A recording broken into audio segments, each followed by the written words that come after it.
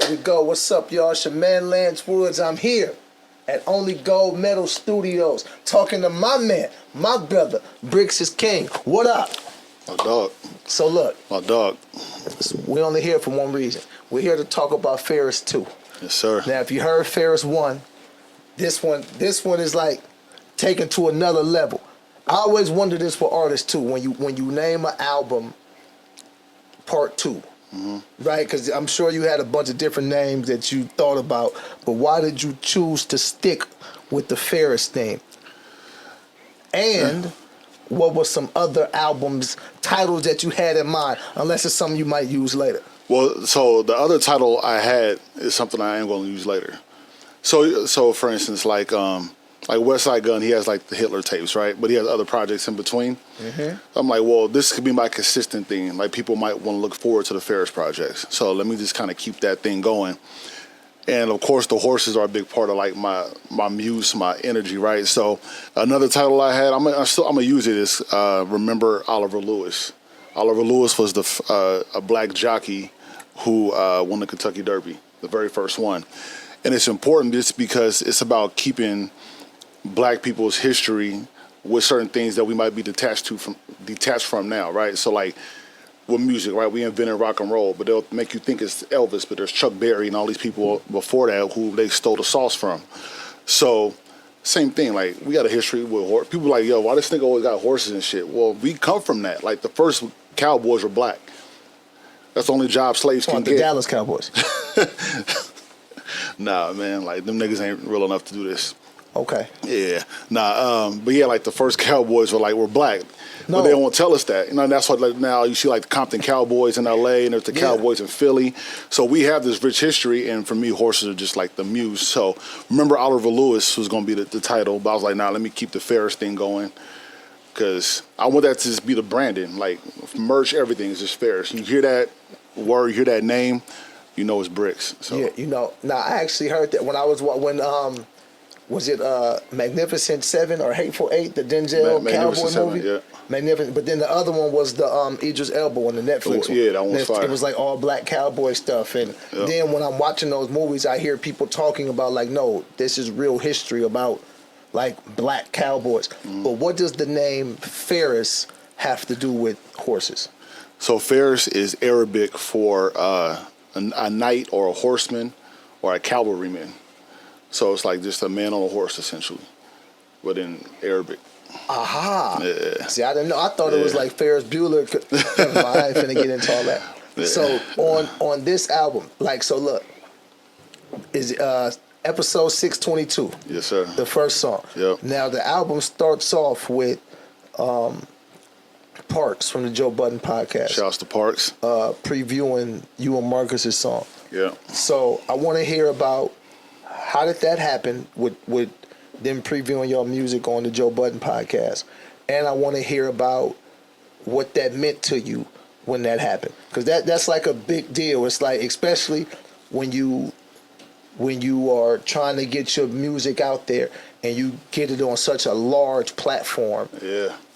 But yeah, just you talk about it. I really do believe in manifestation. I really do, because since I got back into music, like I took, I took a long break. When I got back into it, I put certain goals out, and that was one of them. When you say that was one of them, what was one of them? Getting on the Joe Budden podcast. In the form that you got on? Yeah, getting played as a sleeper. Shouts to Parks, shouts to Maney too. Back when we did Lo-Fi, I sent it to Parks and he liked it and he followed me. He was always, had a good relationship. Like, he's not like my best friend, but like on Twitter and stuff, he was always cool. He always talked to me and stuff. When me and Marcus did You're Unknown, I sent it to him. I didn't know he was gonna. We always send music. I'm getting up to go to the gym. I'm like, it's Saturday morning, it's pod time, so I'll get on there and look. I'm like, oh shit. Yeah, no, I remember. I remember that morning. I just happened to be in town for the morning, and I seen the thing, and I was like, oh, this is crazy. Yeah, because Lance is my brother for real, like, and so like he knows the whole story of everything going back to when we was kids. So what did you think? When I woke up, I seen it online, and then the group texts and things started happening. Yeah, and I seen it, and I didn't really even know what it was, because it was just you had posted a clip from Joe Budden podcast, and I don't really watch a lot of podcasts in general. Yeah. So I was just like watching. Then when I heard them talking about you, I was like, and I just started looking at it, and then it wasn't just that. It was I'm watching everybody on the podcast bob their head to it and hit the gunshots and all that. I'm like, they really are enjoying it. Yeah. You know, so that I took it like, this is a big moment because there's a difference between I didn't know about you and Parks' relationship. I don't know nothing about that. I know now, but I didn't know that how it started and all of that stuff. But when I'm watching it, a relationship can get you on the show. He can play your music because he know you.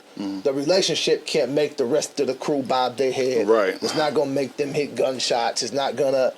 That's not relationship. That's people genuinely enjoying the music. That was the part to me. That's like total transparency, bro. Like, so when it happened, I skipped to it. I didn't even listen to the pod. I was like, oh shit, we on here. So I skipped to the sleeper section and played it. I'm like, wow. So Joe is like, he's doing all that. Ice is showing love. So then I went back and listened to the actual pod, and I'm a big Capone Noriega fan. So that episode, Joe played T.O.N.Y. was one of my favorite songs ever, and he's hitting the gunshots on that. And it was emotional for me because my favorite music and shit that influenced me to even make music was getting the same reaction that my music was getting on that platform, bro. That was like everything to me, because that's, to me, man, like, being a fan makes me a better artist. I'll never not be. I posted the other day on my story what Kanye said one time, man, always be a student. And I'll never get out of student mode. I'm always looking at the people who guided me, and even people who are my peers. And so that for me was like a full circle thing, because even Ice was like, yo, that's not even my bag, but that shit was hard. You know what I'm saying? I'm like, see, I'm even getting people who are not even, so that's not, okay, I'm humbly, I thought, okay, I'm as good as I thought I was. Yeah. Yeah, that was major. So I had to start the album off with that, because that was just one of the biggest things that happened since my last project. So for sure, and I think it is something that you should keep doing. Forever remain a student, and a student in a sense is a fan. If you are a student of something, that means you are willing to learn from it, which means you have to take an interest to it, which means you have to look up to it. Yeah. To be a student from it. Once you feel like you got it all, then you can't learn from nothing. That's a fact. So with that, because you mentioned Kanye, and you're rapping and producing. So who would you say are your biggest influences in general, and your biggest influences on this project in particular? Like my biggest influence overall, like music-wise, I mean, like Michael Jackson is everything. It's nothing without Mike. So rest in peace, Tito. Rest in peace to Tito, man. Without Mike, none of this, I wouldn't even have the thought to even want to make any kind of anything. Rest in peace to the GOAT. Tito. Nas is my favorite rapper of all time. Kendrick, Hove, Rakim, Pac, that's really my top five. So like those artists, and then as a producer, but the beats is first for me. Like I rhyme because I like most producers. We all rap because we rap as much as the rappers do, because when you make a beat, you got to rap to it to see what the energy is, and so my blade is always pretty sharp because I'm always rapping anyway, and so. That means his rhymes are ready to go. Ready to go, man. So it's like, of course, Kanye, Pharrell, DJ Quick, Warren G, Havoc, RZA, like Alchemist, and then Alchemist, I started making beats. The three producers that made me want to go from being just being a fan to wanting to learn how to do it, I call them my holy trinity. Is Alchemist, Just Blaze, and Kanye. Those are the three. But on this album, Hit Boy was a big influence on, what I was doing, Cardo, guys like that, and then just my own sauce, of course, and then just, just having, you want to make something that's cohesive, but also kind of show your range at the same time. Mm-hmm. So that was kind of the battle, was just trying to make something that what people enjoy from me, and then also other than they might not have heard, and then they're just kind of making it all make sense together without making it sound all over the place. And that's always the dance, is doing that. Yeah. So you mentioned your holy trinity of producers, and you mentioned Alchemist, and I know that you just met Alchemist for the first time. Yeah. I know what it another was. manifestation that I had. Yeah, for sure. So, but I know what it was like when I met certain people for the first time. What was it like for you? And I mean, this is just a total fan moment, or it could be something more for you. I don't know. But what was it like for you when you met Alchemist? Like, where was it? How did it happen? Yeah, so shout out to Big Twins from Infamous Mob, and we went to. He had a show in LA, and it was dope. Planet Asia, Big Noid from the Infamous. Shouts to Noid. Can't fuck with Noid. Man, And I shoot 'em up. So Noid. I've been in that joint like this. I was like, and that'd be the ill thing too, though. Like sometimes, you think about all the super famous rappers who you're a fan of, but sometimes it's the people who are not as commercially known that you really be like, damn, I really get to see my guy. And it was one of those nights. And then of course Alchemist, Mobb Deep, the whole connection. So Al was the headliner at the show. It was so Twin and Noid and them was on stage, and then Manny was like, he like, bro, out right there. I'm like, where? I figured he might be in the back somewhere, but he was just, so I looked like, oh shit. I'm like, bro, let's go. Yeah. Was you nervous? Nah, I wasn't nervous. I was like, this has to happen. This is part of the reason why I'm here. This is part of my thing. I'm like, yo, Al's there. He needs to. So I'm like, here, take my phone. So then as I'm walking over there, his like bodyguard dude was in front of him. So I tapped him like, yo, can I, say what up to Al, get a pic or whatever. He was like, he didn't say nothing. He just kind of went like this, like to follow us. So we kind of went over, and he tapped him again. Al turned, he's like, and then Al, I tapped him. I was like, yo, it was funny because I don't remember what I said. I was kind of like, yo, you fucking best, and you might have proposed. You don't know what you did. Like, yo, and so, man, so took the flick, dapped it up, and it's still surreal. I'll be thinking, I'm like, damn, because there's not many times you could really say you met like one of your heroes. That don't happen every day. Like you meet people you like, or like the nigga that really. I remember the first time I heard "Get at Me" that he did on the Infamy album from Mobb Deep, which is one of the beats that made me want to make beats. And the fact that I was right there with the person who did that, man, that shit was everything. So, did you get a chance to tell him any of those things, or was it too much? It was too much going on. Yeah. But again, I know it's gonna happen again though. Next time it's gonna be a real conversation. Yeah. So that'd be the dopest thing when you meet people who influence you like that, and you get a chance to tell them. Because one of the things that happen is everybody is kind of running their race and doing their thing, and they don't even know something. They're not even conscious of some of the things. Yeah. And then you tell them, and they be like, "Really?" Yeah. And there's a good chance. You said the Get Active beat. Mm-hmm.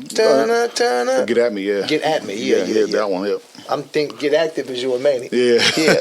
But to Get at me, that's Get at me, yeah. Yep. There's a chance that he hates that beat. Right.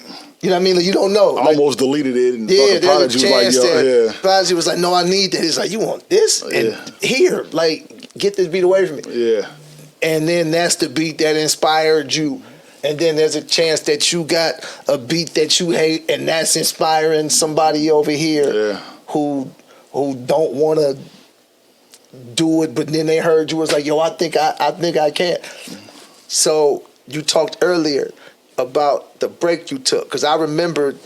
I'm gonna let you tell the story, but you was pursuing music, and then didn't at all for I don't know how many years. I mean, so what has that been like, getting back into it versus when you started before? Like, what differences do you see? Obviously, with the internet, it's a whole different way of even doing it. But, I mean, what's different for you in terms of your approach, your goals? What do you want out of it this time? Yeah, it's I feel like for the type of music that I love and I want to make, I think being in it now is better than what it would have been back in 04, 05, whatever. Because back then, right, we remember like back then it was radio was still heavy. It was, you still got to do, you might make a record. You got to make your record for the ladies. You got to make your record for the South, your West Coast record. It was a lot of formulaic shit going on. And nowadays, everything is, because of the internet, you can make it more niche. Like you can find and you can zero in on. You can find your audience. You can zero in or on let your audience find you. Word. So it's like, and there's plenty of examples of, different artists doing that and how to do it. So I think that's the biggest thing. And I feel like now I can really be me. And I'm older, and so I'm even more comfortable in who I am as a person and an artist. So you think you're ready, and I felt like I was ready back then. Honestly, I feel like I could have done whatever needed to be done back then. But now I can really just lock in on what I want to do, and I can find the people that want it, and there's a blueprint. So I think that's super fly, and so I'm really enjoying it. The difference is now, like I have a family now, so so you gotta like adjust to that. Like you have to be conscious of like trying to balance the artist life with the family life and all that kind of stuff. So that's something, but it's working, and so it's dope. Yeah. Do you feel like because you have a family now, your goals have changed as far as what you want out of music now, or is it the same? It's the same because again, like for me, and it sounds cliche and corny, but it's really real. Like I really make music to be great. I make music to be dope, and I feel like when you do that, it's funny, man. I've always felt like, we might have talked about this before, like over the years, but sometimes you get positive reinforcement from people like who've done it, right? LL Cool J said the same thing the other day. He was on Hot 97, and he was like, man, like if you do it right, that shit'll come. You know what I'm saying? And that's kind of that's how I always felt about it. Even like playing ball and stuff when you're younger. When I wanted to grow up and go to the NFL, I didn't go to the NFL thinking I want to go buy a house. I just wanted to be Joe Montana. You know what I'm saying? Like if I'm good, nigga, I can do whatever if I'm as good as Joe Montana. You know what I'm saying? Like, so that's the process for me. So it's still the same. I want to be great, and if I'm great, I'll get paid. Yeah. And then I can do things with my family and, that whole thing. So my goals is still the same. It's the same blueprint. It's the same process. So your goal in it is, I feel like I have this gift. This gift is great. I just want to share this great gift with the world. And the more I do it, the more y'all gonna see it. And the more y'all see it, the more it's gonna come back that this is great, and the money's gonna come from that. Absolutely. Yeah. Yep. Yeah. It's funny because there's not a lot of artist development left in anything. Right. In any form of creativity, like it's like right now, we need the thing. We don't live in a generation of greatness. We live in a generation of content. Yeah. No, we just need content. Right. Content. So what do you think about trying to apply an older way of thinking in terms of creativity? And for example, you are an album person. Mm-hmm.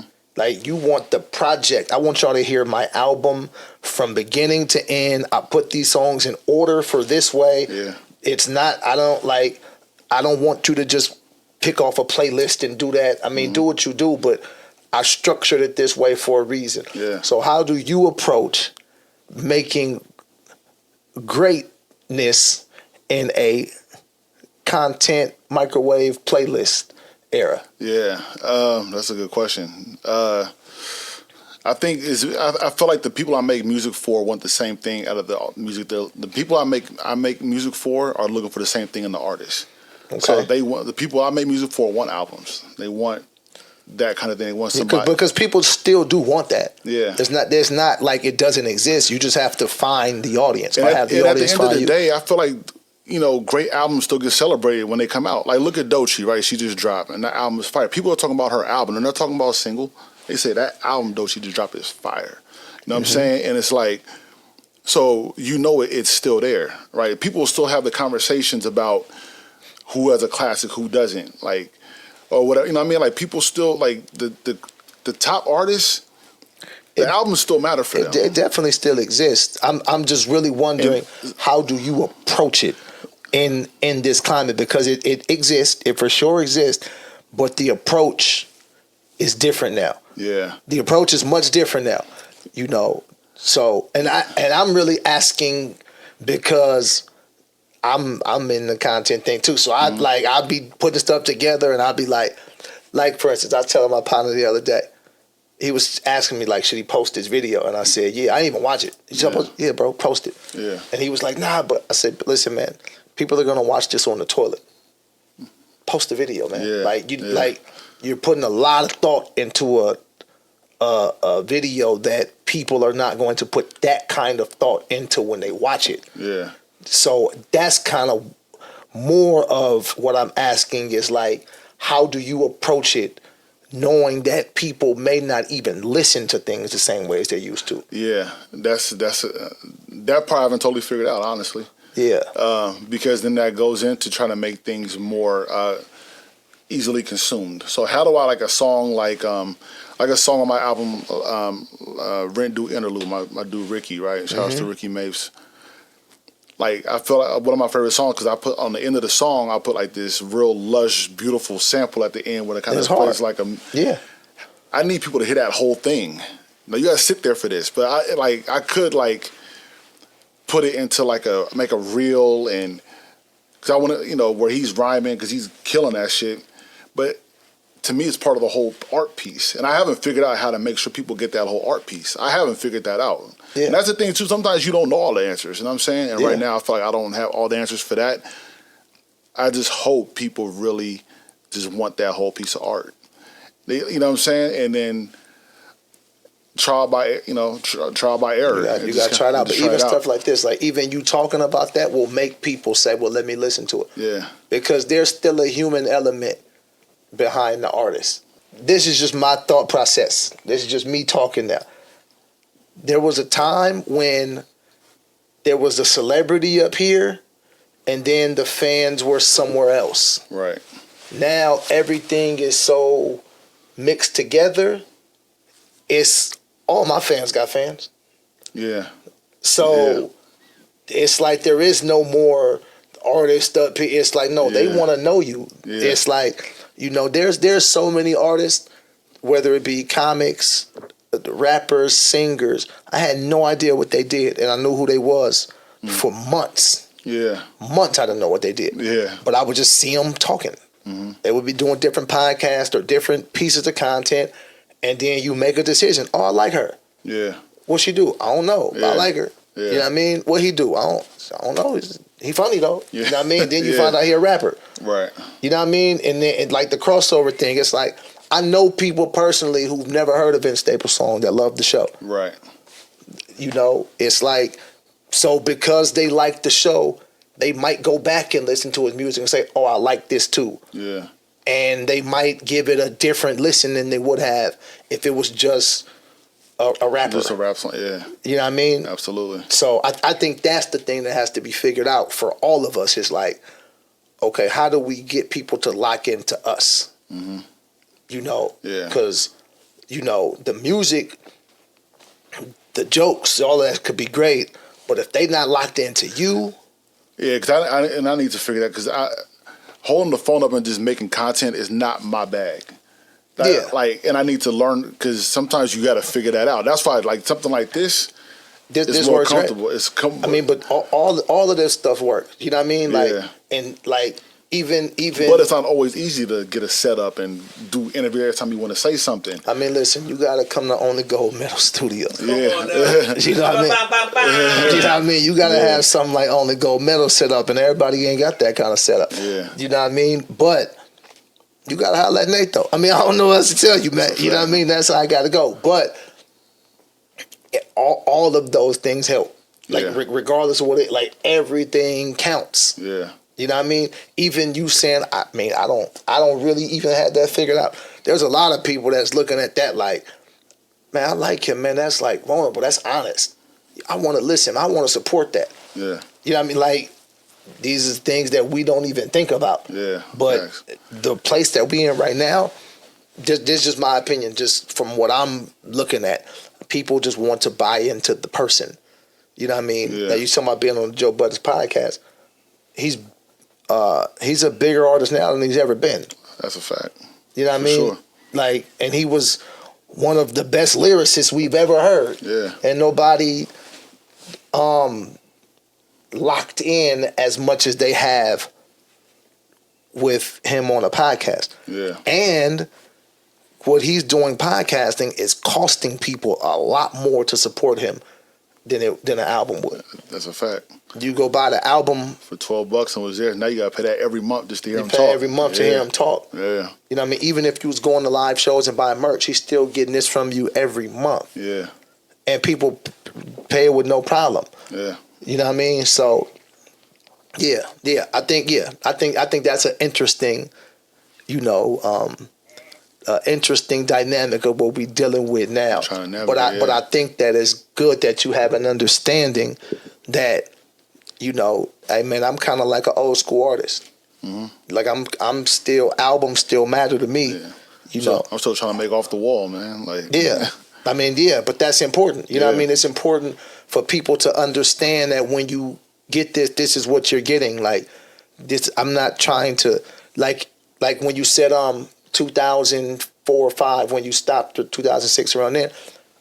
Either that was the exact time or right around the ringtone rap era when people was trying to make a ringtone. Crank That was the shit. Yeah, you know what I mean? Yeah. And it's like, and at that time, you probably would have still been like, yeah, bro, I'm trying to make an album. I'm not really focused on a ringtone, man. Like, I mean, if you want to make this your ringtone, that's on you, but I'm not going in the studio saying, I was still watching Ye, what Ye was doing. Like, I wanted to make College Dropout back then. You know what I'm saying? Let's make a ringtone. Yeah. So now it's like, I'm not trying to make a song that is the TikTok trend dance thing. Right. But it's important for you and people to know that. Like, that's what I'm on now. Speaking of the album, do you have? And this ain't even a good question, but I'm gonna ask it because it's too late. Do you have a favorite song on that? Because it's not a good question because it's yours. You can't ask somebody who made it what their favorite is. Yeah. But I did it. I just did it. And I doubled down. I did it 3 times. Man, because it's different vibe. I love Pinch Me, I'm Dreaming with Marcus. Yeah. It's another one of those songs where, again, when you listen to the whole thing, it's a story. Yeah. The way it's produced, the way it's arranged, that shit is beautiful. It's a beautiful song. I love that. I love Vallegro with Ye.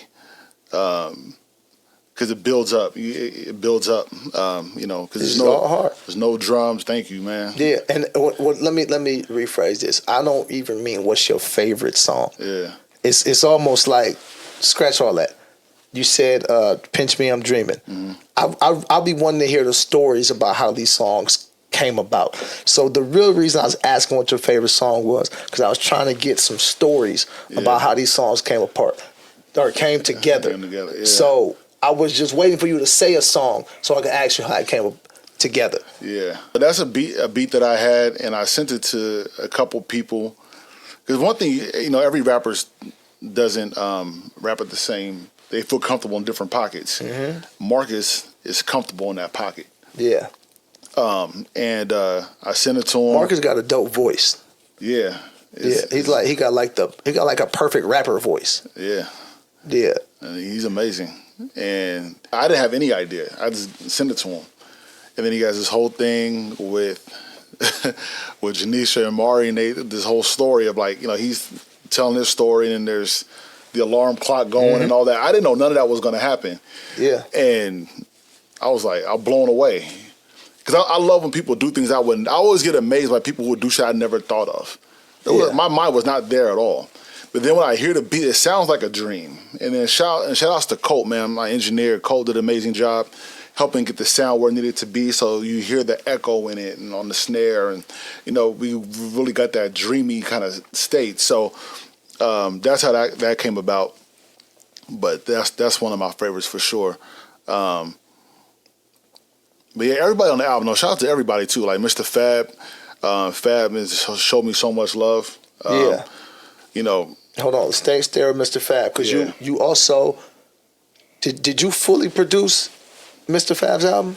Yeah, I did everything except 2. Shout out to Bryce. Bryce did too. It's funny because the reason why Bryce ended up on the album is because me and Bryce have a similar sound, and the folder that Fab had, 2 of his beats was in there, and he thought I did all of them. I was like, nah, I didn't do those 2, but I'm not tripping. Like, Bryce is my man, and I'm not greedy about it. Like, yeah, keep that shit on there. And shit was fire. So, yeah. That was amazing because I got some, I like Smoke Dizza. I'm a big Smoke Dizza fan. Dizza was on the album too. Yeah. Fab, and really hearing Fab get into his real, because Fab is a rapper's rapper. Like, people don't always know that about him because he's, he writes a lot of hits and back from the hyphy shit, but no, Fab raps for real. And so I'm glad I was able to inspire him to get into that bag. But yeah, me and Fab got some shit too that's not even out. Like, that's still in the vault. So El Camino, shouts to El Camino from BSF, Griselda. I hit him about a hook. Made that happen. That shit came back amazing. And then, of course, like Stained Glass, which is me, Ye, and Marcus. So our collective, the shit was amazing. Johnny set the album off. Shouts to Johnny. That's my man on the hook on episode 622. Me and Felix went crazy back-to-back Pauls on Vinny Jr. That's the song that I loved. I love Vinny Jr. Vinny Jr., I'm a big soccer fan. That's another, a thing that I've really become a big fan over the last couple of years. I'm a Real Madrid fan, Los Blancos. So if you hear that hook, people might not be like, what is this nigga talking about? Because I was niggas saying, what is this nigga talking about? Yeah, I was like, me and Felix, they calling us Galacticos. So Galacticos is the era that Real Madrid has a lot of superstars, like when they had David Beckham and shit. Yeah, everybody know that. So like, so it's superstars, like David Beckham, superstar. So me and Felix, they calling us Galacticos. Call our Air Ones Los Blancos. So Los Blancos is what Real Madrid's called. They were all white. So white and white Air Force Ones. Call our Air Ones Los Blancos. Loyal to the squad. Call us Natho. Natho was a player for Real Madrid who's been on Real Madrid since his junior league days. So his only team he's ever been on was Real Madrid. And that's Natho. That's Natho. Okay, I was thinking chips and cheese. Yeah. Pico de Gallo. And then, so the whole thing is just, and then Vinny Jr. is a current I know player. Vinny Jr. So Vinicius, shouts to Vinny. He's on, one of the best players in the world. So that's what that was about. So it's fun having songs like that where you just don't make it about something, but use it as a muse. You got references and it's Easter eggs and people. Yeah. It's always dope when you hear something and you say, oh, I didn't catch that. Oh, that's what that means. Yeah. You might not catch that till 4 months after you heard the song. That's the Wu-Tang fan in me, because if you just listen to like Wu-Tang Forever, you can like the songs on the surface, but when you really understand like 5% and God body shit and what, you study the 120 and oh, that whole hook is just a lesson from the 120 and you understand what, Culture Cypher and God Cypher Divine and all that, what that shit really means and what RZA really means, and it makes that shit even iller. Like you like, oh, that shit is really some next shit. Like, no, it is next level. So that's that's kind of the shit. And that's why I think me and Marcus and Ye2 work really great together because we all think like that. Oh, no. We think like that. We always, nothing we do. And if there's something on the album that you don't understand, there's a reason why I said it. Yeah, it means something. It's because I love that kind of shit. Like Game of Thrones, like my favorite show. When you watch Game of Thrones. Nah, all that shit means something. It might not mean something this season. It might not mean nothing for 3 seasons, but it means something. You know what I'm saying? And that's kind of how I write. That's how I produce. Because I like that. That shit is dope to me. Even that Starbucks cup. What season was that? Besides season 8. Season 8 don't mean nothing? Fuck season 8. Oh, season 8 was bad? Fuck season 8. Okay. But season 1 through 7, I defend season 7. But a lot of people don't even rock with 7. Yeah, people put 7 to 8 together. I'll separate them. I see why, but I feel like they didn't totally jump the shark on season 7. Yeah. Okay, there were some great moments there. This is the last question, but it's 2 parts. Yeah. Number 1, do you enjoy producing or rapping more, or is it the same, or is it just different? And part 2, what is it, if one thing or a couple things, that you want people to really take from Faris 2? So producing is number 1. Okay. I would let somebody write my rap before they can make a beat for me. Okay. And I wouldn't never let you write my rap. But that's how Brixx, you was spinning, nigga. Thanks for like my verse, nigga. What you think of the beat? The beat's number one for me. Not even close. And it's funny though, I'll say this. This might sound weird, but I will put it production, performing, then rapping. Yeah, I mean, live performance is something. I love performing. Unless you've done it, it's hard to explain it. Yeah. Because it's instant. And I didn't know I would love it that much because, again, I'm a producer naturally. I'm not naturally the... Yeah. But being on stage is different from... That shit is different. That shit is fun, you in the studio and you make something, only the people in the studio, you get their feedback. Mm-hmm. But when you live on stage, you know exactly how the people feel about this. Good or bad, so, yeah. That's a fact. So that's how I would actually rank. Why are these tomatoes on my shirt? Because you suck, dog. Get hit with your CD too. Shouts to Cannabis. Yeah. And then people take from the album to be creative. Like don't be fearless. Like don't let nobody like. So for instance, right? Like you see, like the horses. Like that's a big thing with me, right? When I was younger, right, I would like you go to the library and shit and check out books as a kid. I never done such a thing, but I know people but did like in fourth grade, like in class, like your whole class could get in the line. Y'all gotta walk to the library. Like, well, I mean, I've heard that kids do that. You've heard tall tales about it. Yeah. I would check out horse books. And like niggas be like, why you got a horse book? Because I fucking love horses, and it's easy for kids to let peer pressure talk them out of shit they like. Mm-hmm. I never did. 'Cause I always knew what I liked was the fly shit. I always felt like that. I always knew that. So I didn't give a fuck what you fucking dirty ass niggas think. Like this is what's dope to me. Even with music, right? Like I always felt like sometimes I had like a different taste with music than what other people was listening to around me. But I stuck to what I fucking like. I'm not about to change because of what y'all niggas is doing. And I apply that to my music. So like what a lot of producers, especially sample producers, right? Like I love to sample. That's my bag. I didn't just go to the regular soul samples because it's been so picked over and regular. Like, nah, I'm records from Brazil, from the Netherlands, from wherever. Like, I'm really searching and digging to try to find something new that no one else has messed with before. Mm-hmm. You know, I've always, like I said, if you want to put a horse on the cover of your album, man, do it. You know what I'm saying? Like, stay true to who you are. And because like I said, it sounds cliche, but it's really true, though, because there's a bunch of niggas doing the same shit.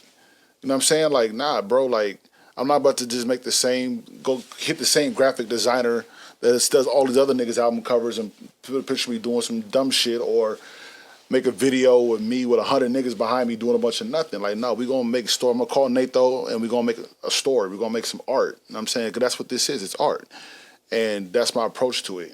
So be fearless, be creative. Don't do the basic, man. I say it on every album, up to taste level. That's what I mean, up to taste level, dog. Like, we're not doing basic shit no more. That shit is out. Well, I never did basic shit. Honestly, I'm going to keep that shit solid. I never did basic shit, and I never will. So I want everybody to just be elevated in whatever you're doing. Like, that's some good to take from the album. Check this out, man. Brixx is King. Faris 2. Download it, stream it. Is that the only place to get it now? It's everywhere. Yeah, man. Apple's, I mean, yeah, all the DSPs, YouTube, TikTok. Because I still hear people, they be like, yo, go get that. And it's like, what you mean go get it? Like, just type it in on my, like, is there another way I'm supposed to go get this? Yeah. Mr. Album Dropper, sir. But yeah, Faris 2, man. Brixx is King, y'all. September 27th. September 27th, man. Y'all stream it, download it, share it. That's the thing you do. Share with somebody else. And this is a huge influence on me. Like, again, like I've told this nigga this, like, Lance, watching his process and him grow and become the fucking man, like, that's an understatement.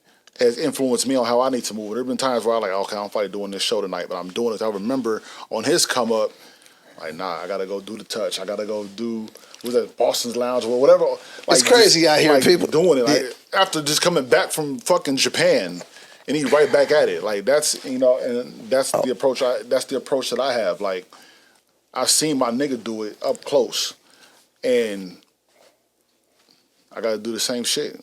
Hey man, I appreciate you, but that's the process. That's the work. When you find something that you say you want to do, it's not glamorous. You gotta go do it. Like, it's not. People only see the glamorous stuff. They don't see All the stuff that's gonna get you successful, none of it looks cool. None of it. None of it looks cool. So Making beats look stupid. Yeah, they see you in the studio with like the fun. That's what you put on video. Right. The real of it is not. When that shit don't loop right and you sitting there.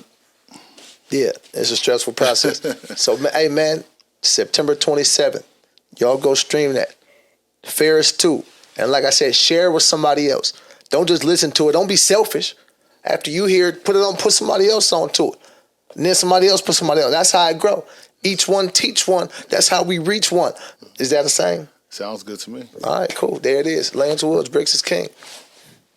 Yes, sir. Only gold medals.